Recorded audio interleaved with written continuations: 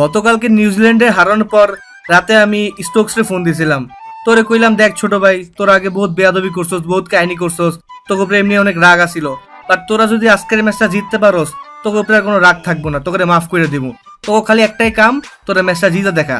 নোয়াখালীর আগে বিভাগ চাইছিলাম, কিন্তু এখন একটাই দাবি, তোরা আজকের ম্যাচটা জিততে হইব, বাস, আর কোনো কথা না। গতকাল রাতে মাশরাফি ভাইয়ের ফোন পাইছিলাম, তার কথাগুলো আসলে মনে লাগছে। ওরা আমিও গভীর থেকে চিন্তা করলাম, আগে কেউ আমার দাম দিত না, এমনকি ওয়েস্ট ইন্ডিজের বলারও আমার 4 বলে 4টা 6 মারতো, কিন্তু সাকিব ভাই সেলুটের পর আমার দামই বাইরে গেছে। আগে কেউ আমার 2 পয়সার দাম দিত না, কিন্তু আইপিএল আমার 2 কোটি রুপি দিয়ে কিনে নিচ্ছে।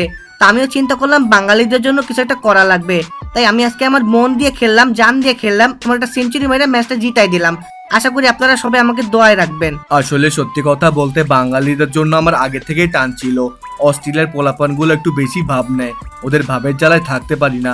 কিন্তু গত বছর বাংলাদেশের পুরান ঢাকায় গিয়া ইফতার করছিলাম, ওদের ইফতার এত মজা লাগছে, পরে চিন্তা করলাম যদি বাংলাদেশের জন্য না খেলি তাইলে এই বছর আমার আর বাংলাদেশে ঢুকতে দিবে না, আমার পুরান ঢাকার মজার ইফতারিটাও মিস হয়ে যাবে।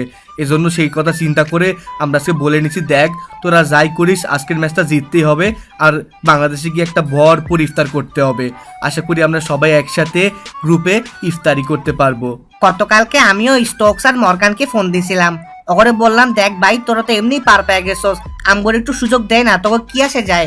কই না, দেখো আমরা বাঙালিদেরকে সাপোর্ট করব, east or West Bangladesh is the best. ওরা এত ঘাটতে কথাই শুনাইতে পারলাম না। আর যাই হোক, ইনশাল্লাহ নেক্সট বছর চেষ্টা করব। বাট এটা ভালো লাগতেছে যে ইন্ডিয়া এখনো যাইতে পারলো না, কিন্তু বাংলাদেশ পার পেয়ে গেছে, ভিতরে একটু শান্তি লাগে আর কি।